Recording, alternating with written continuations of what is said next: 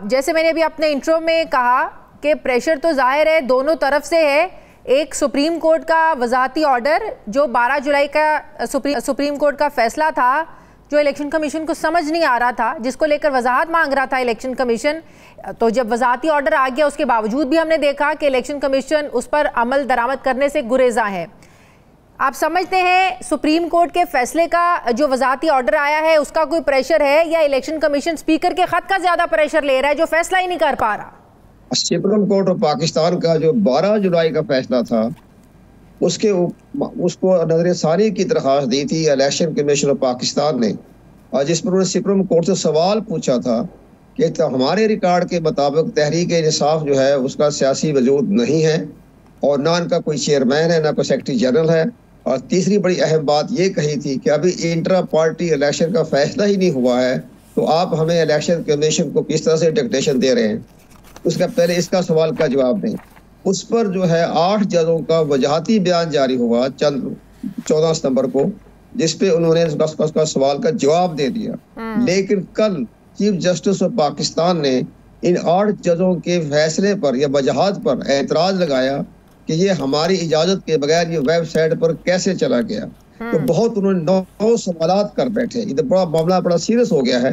अब इसका जवाब ये होगा कि 9 सवालों का जवाब देना जो है वो रजिस्ट्रार का फर्ज है कि ये कहाँ से आया, किस कमरे में मीटिंग हुई, नोटिस जारी नहीं हुए, अटॉर्नी जनरल को नहीं बुलाया, इलेक्शन कमीशन को नहीं बुलाया, ये वजाहत कैसे जारी हो गई। तो ये तो बड़ा ही कंट्रोवर्शियल मामला पैदा हो गया है। इन हालात को देखते हुए नजर ये आ रहा है कि फिलहाल जब तक ये फैसला नहीं होगा उस वक्त तक इलेक्शन कमीशन ने फिलहाल इससे पहले ऐसी कोई मिसाल मिलती है कि अक्सरियती फैसले से जब कोई सवाल पूछा जाए, एक अक्सरियती बेंच का अगर फैसला है और उसमें चीफ जस्टिस शामिल नहीं है उस फैसले में, इससे पहले माजी में ऐसी कोई मिसाल मिलती है कि चीफ जस्टिस ने उस पर एतराजात लगा दी हों? देखो जी, माजी की मिसालें तो हम बेपनाह हमारे पास मौजूद हैं कि सब अनहोनी बातें हो रही है ना। सबसे बड़ी अहम बात मैं ये कहना चाहता हूँ कि जब चीफ जस्टिस ऑफ पाकिस्तान 9 सवालों का जवाब तलब कर रही है तो पहले उसका इंतजार करना होगा। और एक सबसे बड़ा एक आईनी तौर पर जो मसला पैदा हो गया है, जो इलेक्शन कमीशन को बला वजह बात नहीं आ रही, बात सही बात हो रही है कि इलेक्शन कमीशन ऑफ पाकिस्तान है वो काम कर रहे हैं जो लॉ ऑफ लैंड होगा। हाँ। अब उसके ऊपर इलेक्शन एक्ट तरमीमी बिल पास हो गया, सदर के दस्तखत हो गए, जिसके तहत 12 जुलाई का फैसला उस इलेक्शन एक्ट तरमीमी बिल के हवाले से गैर मुअस्सर हो गया। ठीक है, इस पर मैं बात करती हूँ। पहले मुझे बताएं, क्या 8 रुकनी बेंच क्या पाबंद है? अब वजाती ऑर्डर अगर उसने जारी करना है, क्या वो पाबंद है कि पहले चीफ जस्टिस को बताए कि हम इसको वेबसाइट पर चढ़ाएं ना चढ़ाएं? क्योंकि इलेक्शन कमीशन ने उनसे सवाल पूछा है। क्या बेंच पाबंद है चीफ जस्टिस को बताने का? नहीं, पाबंद तो इसलिए नहीं कि पाबंद से ऊपर एक और सवाल आ गया ना। अब चीफ जस्टिस ऑफ पाकिस्तान ने 9 सवाल कर दिए कि जनाब आपने जो वजाहत जारी की है उसके बताया कि किस कमरे में मीटिंग हुई, अटॉर्नी जनरल को नहीं बुलाया, इलेक्शन कमीशन को नहीं बुलाया, आपने फैसला कैसे कर दिया, वजाहत कैसे कर दी। ये तो बड़ा ही कंट्रोवर्शियल मसला पैदा हो गया है। 8 जजों के फैसले के बारे में चीफ जस्टिस पाकिस्तान ने बड़े सख्त सवाल किए हैं। अब पहले वो मसला हल करें।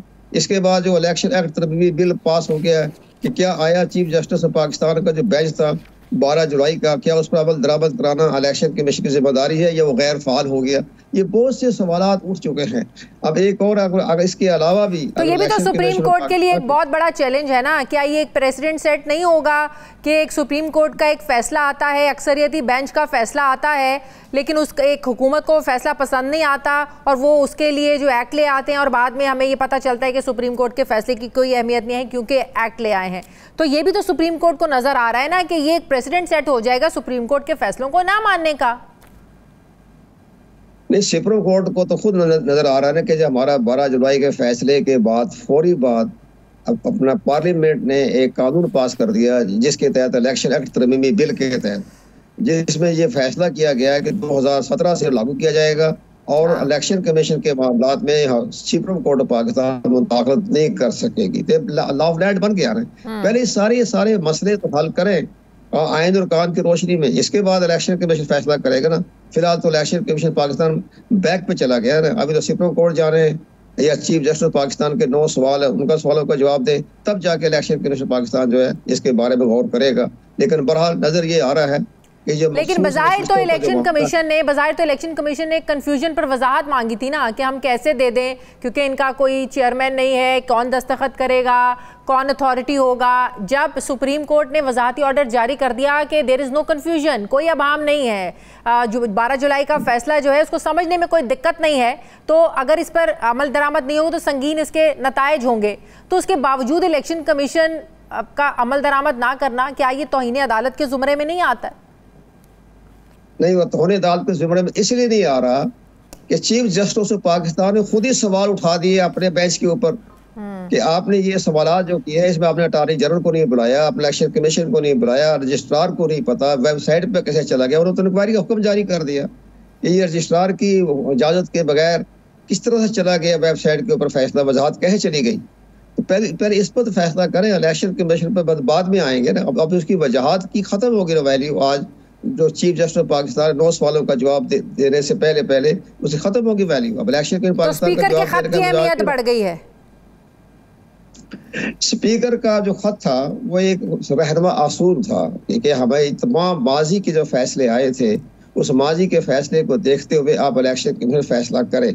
लेकिन अभी इलेक्शन कमीशन ने फैसला नहीं किया था, लेकिन स्पीकर कौमी असम्बली के सेक्रेटरीट ने तहरीक इंसाफ को डिलिस्ट कर दिया।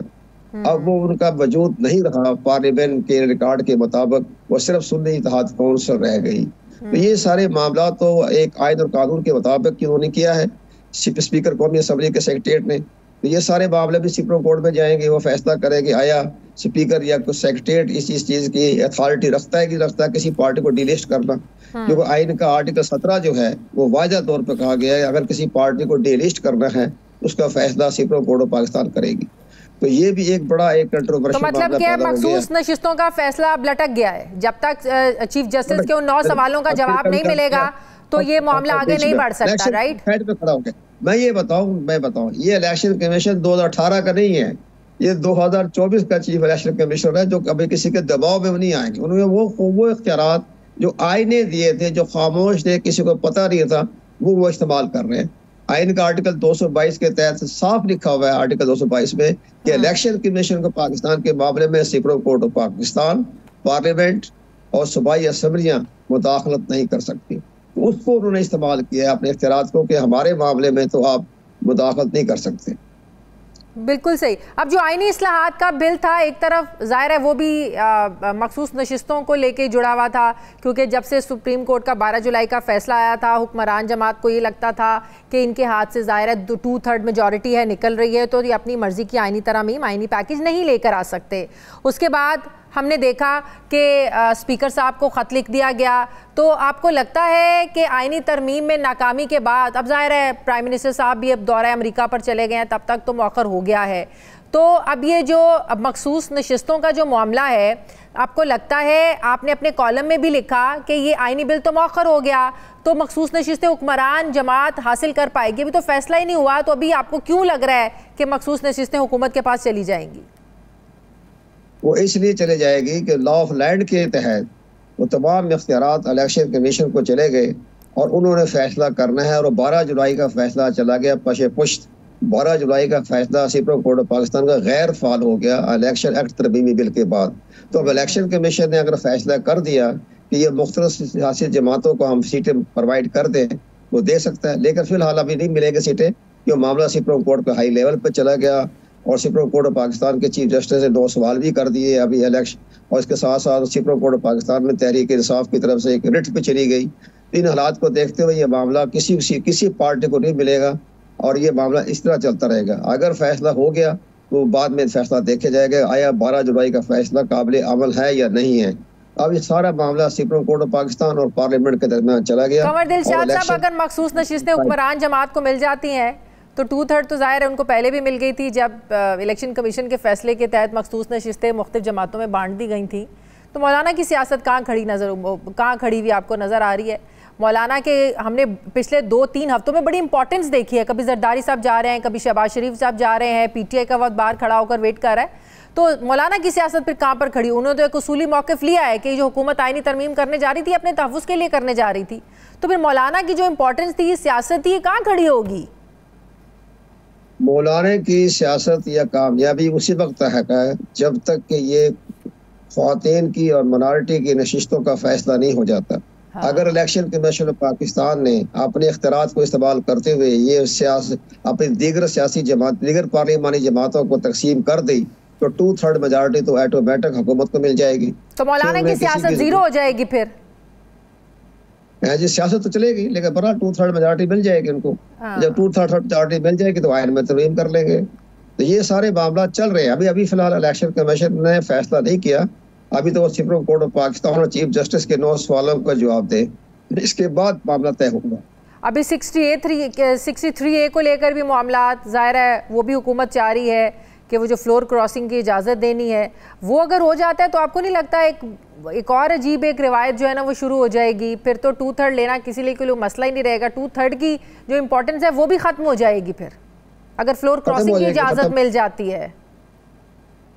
एक बड़ी अहम बात यह है ना कि सुप्रीम कोर्ट ऑफ पाकिस्तान ने वजाहत अपना जो जारी किया, जो भी जारी किया वजाहत, इस पर चीफ जस्टिस ने एतराज भी कर दिया, तो उन्होंने इलेक्शन कमीशन को पूरी सुना। उन्होंने इलेक्शन कमीशन कहता है अभी तो इंटर पार्टी का इलेक्शन का फैसला ही नहीं हुआ है, अभी तो यही पता नहीं, अभी हमारे रिकॉर्ड में तो तहरीक इंसाफ का वजूद ही नहीं है, तो आपने फैसला कैसे कर दिया?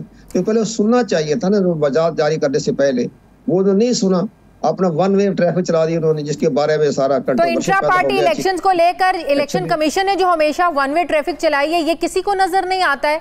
जितने सवालात इंट्रा पार्टी इलेक्शंस को लेकर पीटीआई पर उठाए गए, क्या कभी पीपल्स पार्टी पर उठाए गए?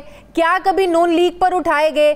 क्या किसी पार्टी के फैसले को इंट्रा पार्टी इलेक्शंस के हवाले से फैसला 6-6 महीने दबा के रखा कि इलेक्शन नजदीक और आप फैसला सुना दें और कहें कि दोबारा आप कराएं? क्या ये चीजें इलेक्शन कमीशन को नजर नहीं आती? यहाँ वन वे ट्रैफिक नहीं है?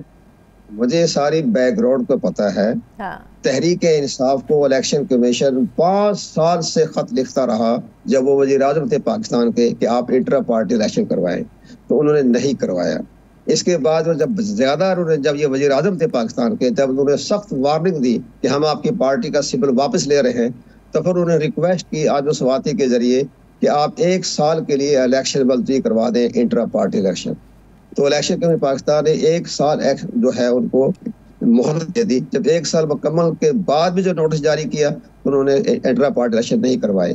तो ये तो इंट्रा पार्टी इलेक्शन से तो 5 साल से इलेक्शन कमीशन उन्हें बार बार लिख रहा था। चले तो जब करवा लिए, जब फैसला आप लोगों ने कर लिया, वो फैसला क्यों दबाए रखा? एक खास मौके के लिए टाइमिंग इज इम्पोर्टेंट ना। आप फैसला कब सुना रहे हैं कि आपके इंटर पार्टी इलेक्शन दुरुस्त नहीं थे? फैसला तो नहीं था, वो तो फैसला इलेक्शन कमीशन ने मुस्तरद कर दिया। वो तो जब एक अकबर से बाबर ने चैलेंज किया उस इलेक्शन को, तो फिर ज़ाहिर इलेक्शन कमीशन ने इंक्वायरी की तो पता चला कि वो तो उसके असूल के मुताबिक जो तरीका बताया गया है इलेक्शन एक्ट का 208 के तहत, वो इलेक्शन 208 के तहत हुए ही नहीं थे।